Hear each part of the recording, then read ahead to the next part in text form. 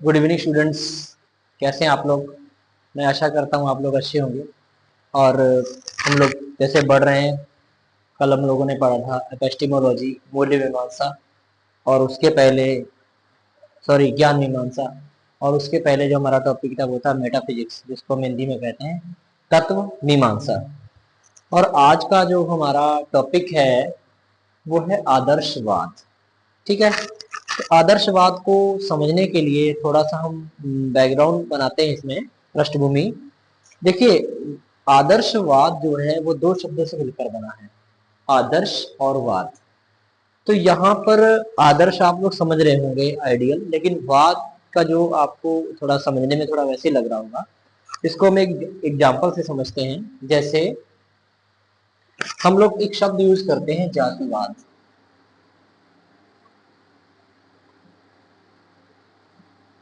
जो कि दो शब्दों से बना है, जाति और वाद।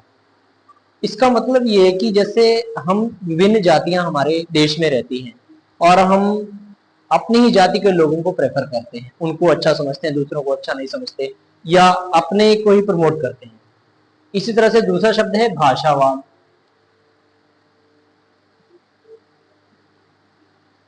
भाषावाद का मतलब है कि हमारे देश में जैसे अलग अलग भाषाएं बोली जाती हैं, जिसमें पश्चिम बंगाल में बांग्ला भाषा बोली जाती है, और महाराष्ट्र में मराठा भाषा बोली जाती है, मराठी बोली जाती है। तो वहां के लोग क्या है, अपनी भाषा को प्रेफर करते हैं, अन्य भाषाओं को थोड़ा एक हीन भावना से देखते हैं। जैसे नॉर्थ इंडियन को अच्छा दृष्टि से नहीं देखते, अपने आप को सुपर समझते हैं। तो ये होता है वाद, मतलब किसी भी पर्टिकुलर चीज को प्रमोट करना, वो कहलाता है वाद। तो उसी तरह से आदर्शवाद क्या है, ये आदर्श को मानता है, इसीलिए इसको आदर्शवाद कहा जाता है। इतना आप लोग समझ पाएंगे। अब हम लोग बात करते हैं कि आदर्शवाद क्या है। तो आदर्शवाद जो है दो शब्दों से मिला है, आदर्श प्लस वाद। इंग्लिश में बात करें तो आइडिया प्लस इज्म, विचारवाद।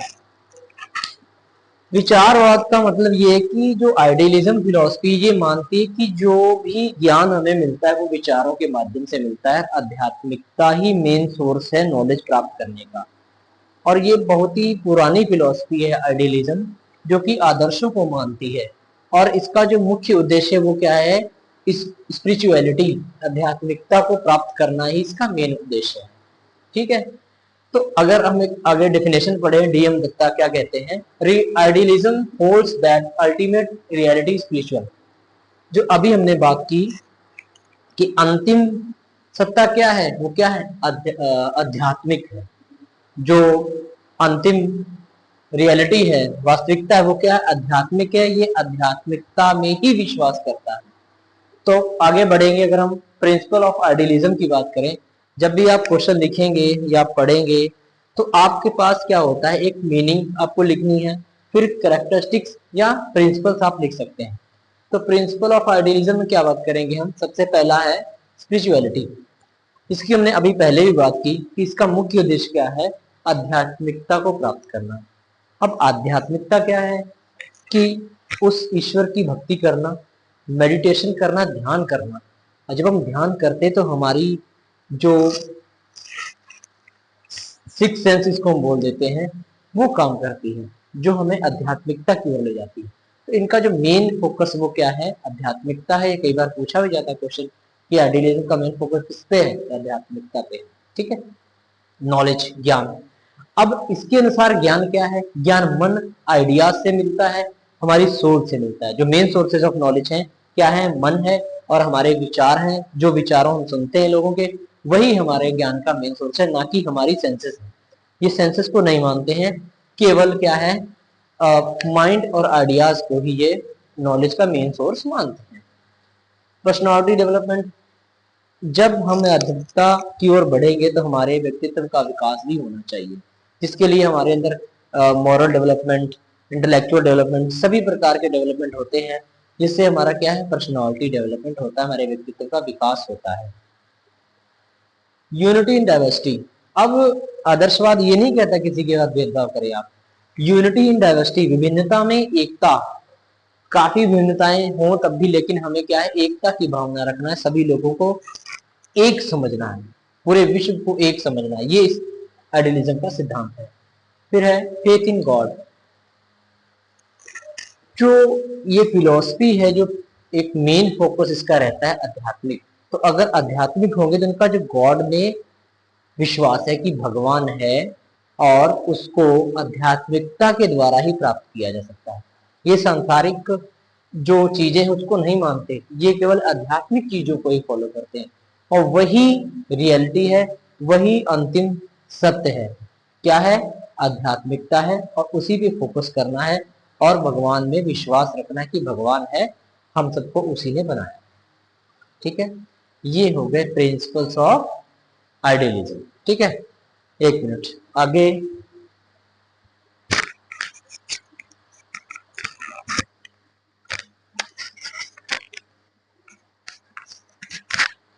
आगे आएंगे हम आइडियलिज्म इन फिलोसफी।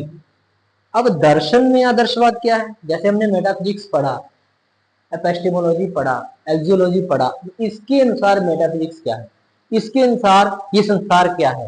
जैसे मेटाफिजिक्स हम पढ़ते हैं ना, संसार कैसे बना, और कौन कौन से कॉस्मोलॉजी क्या है, ऑन्टोलॉजी क्या है, थियोलॉजी क्या है। अब इनके अनुसार मेटाफिजिक्स क्या है, सुनिए।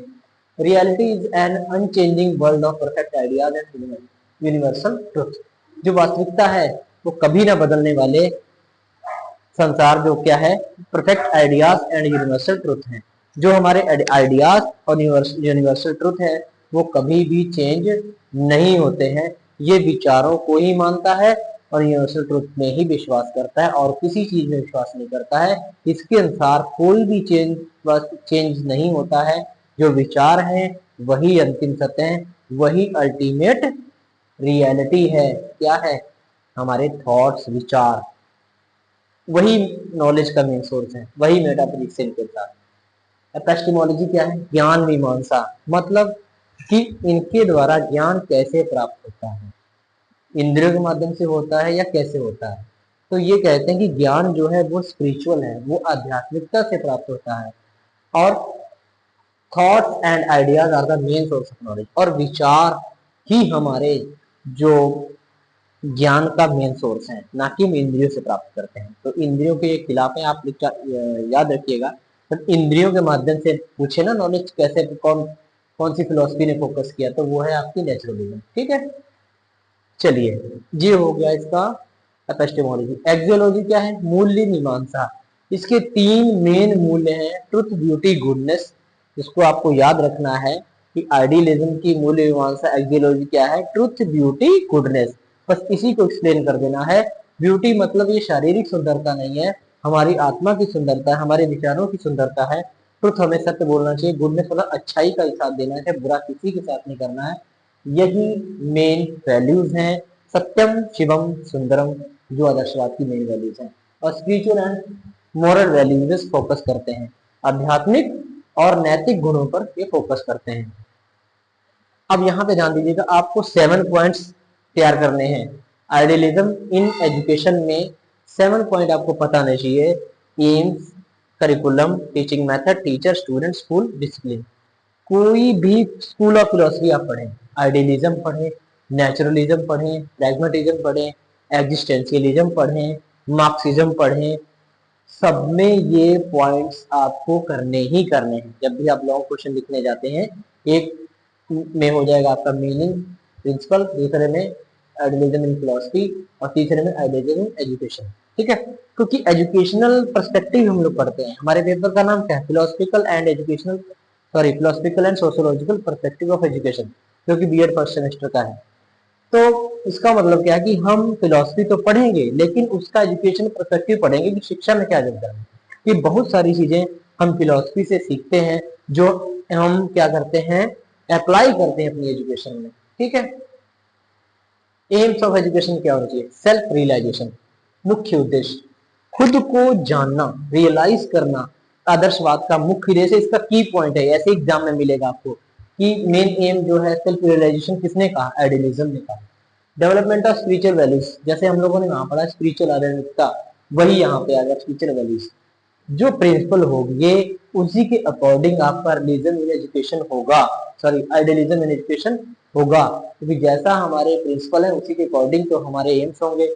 करिकुलम होगा तो सिमिलर चीजें होती, कुछ भी ज्यादा डिफरेंस नहीं होता है। Spiritual values development, truth beauty goodness, truth beauty goodness का डेवलपमेंट करना है। और फ्री फ्रॉम वर्ल्डली थिंग्स, जो सांसारिक चीजें हैं उनसे हमें कोई मतलब नहीं है, केवल विचार और मन और विचार ही हमारे नॉलेज का स्रोत है। और जो सांसारिक चीजें उनसे हम कोई किसी चीज का भी सोर्स नहीं मानते, साइंस को ये लोग नहीं मानते। मॉरल डेवलपमेंट, आपका आध्यात्मिक नैतिक विकास होना चाहिए। अगर नैतिक विकास होगा तभी आपका आध्यात्मिक विकास हो सकता है। करिकुलम क्या है? Language, literature, theology, ethics. Language, literature, साहित्य पढ़ेंगे। थियोलॉजी मतलब धर्मशास्त्र, धर्मशास्त्र ही तो होगा तभी तो हम आध्यात्मिक बन सकते हैं।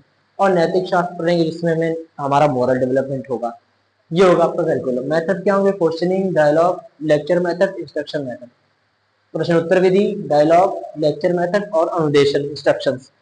तो जब आदर्शवाद है वो इन्हीं मेथड पे फोकस करता है। इसका मेन मेथड क्या है? लेक्चर एंड इंस्ट्रक्शंस और क्वेश्चनिंग मेथड बोल देता है।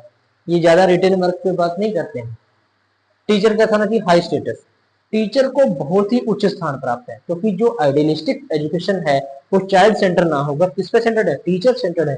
टीचर जो चाहेगा वही बच्चे को पढ़ना, ना कि स्टूडेंट की इंटरेस्ट को यहाँ पे देखा जाता है। ये इसकी डीमेरिट्स भी हम डीमेरिट में लिख सकते हैं कि आइडियलिज्म जो है वो इंटरेस्ट पे फोकस नहीं करता है, स्टूडेंट को जो टीचर सिखाना चाहे वही सिखाता है।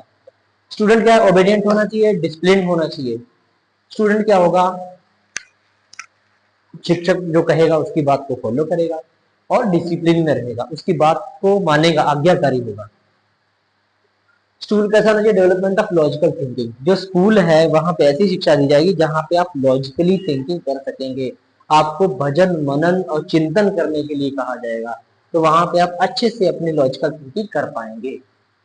डिसिप्लिन कैसा होना चाहिए? सेल्फ एंड इफेक्टिव डिसिप्लिन होना चाहिए। सेल्फ एंड इफेक्टिव डिसिप्लिन मतलब कोई कठोर अनुशासन नहीं करना बच्चों पे, आपको उनको प्रभावात्मक अनुशासन इस तरह से बताना है उनको कि वो धीरे धीरे खुद ही डिसिप्लिन में आ जाए। तो ये होता है इफेक्टिव डिसिप्लिन। आप मार कूट के नहीं, उसको समझाइए, प्रवचन से बताइए, तो क्या बच्चा खुद ही एक अच्छे डिसिप्लिन में आ जाए। ठीक है, तो ये है हमारी आइडियलिज्म फिलॉसफी। बहुत थोड़ा सा हमें लग रहा है हमने थोड़ा स्पीड में बताया है, लेकिन आपको कहीं भी कोई भी डाउट हो आप पूछ सकते हैं। अब बात करते हैं, एक मिनट,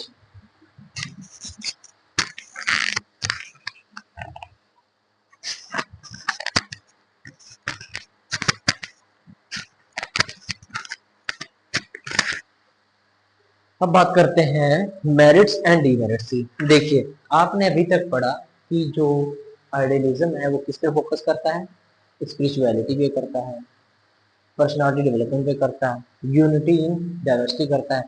इसी से सिमिलर आपकी डीमेरिट्स हो जाएंगी। ये आध्यात्मिकता पे फोकस करता है, विनता में एकता की शिक्षा देता है। ठीक है, अनुशासन प्रभावात्मक है इसमें। ठीक है, इसके जो एम्स हैं वो बेस्ट हैं, मतलब इसके एम्स की हमेशा तुलना होती है कि उच्च आदर्श किसके हैं, उच्च एम्स किसके हैं? आदर्शवाद के। इसकी कमजोर वीक पॉइंट कौन सा है? करिकुलम, क्योंकि जिन्होंने साइंस को निग्लेक्ट किया है इसका करिकुलम सबसे वीक पॉइंट है। करिकुलम स्ट्रॉन्ग है किसका? नेचुरलिज्म का। करिकुलम स्ट्रॉन्ग है। जैसे जो प्रयोजनवाद है उसमें क्या है? उसने आदर्श, जैसे कई बार क्वेश्चन आता है यूजीसी नेट में पूछा जाता है, प्रैग्मेटिज्म में और उसके एम्स ऑफ एजुकेशन कहाँ से लिए हैं और करिकुलम कहाँ से लिया है? उसके जो एम्स ऑफ एजुकेशन है वो आइडियलिज्म के हैं, और जो करिकुलम है वो क्या है? नेचुरलिज्म का है। तो इसीलिए वो मिक्सचर्स है आइडियलिज्म और नेचुरलिज्म का, एक मध्य मार्ग है। ठीक है, तो ये हो गया आपका मेरिट्स। ठीक है, डीमेरिट्स में क्या आएगा?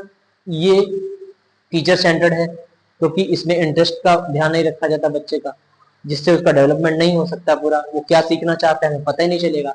तो ये इसकी ड्रॉबैक है। और प्रैक्टिकल नॉलेज पे फोकस नहीं करता है।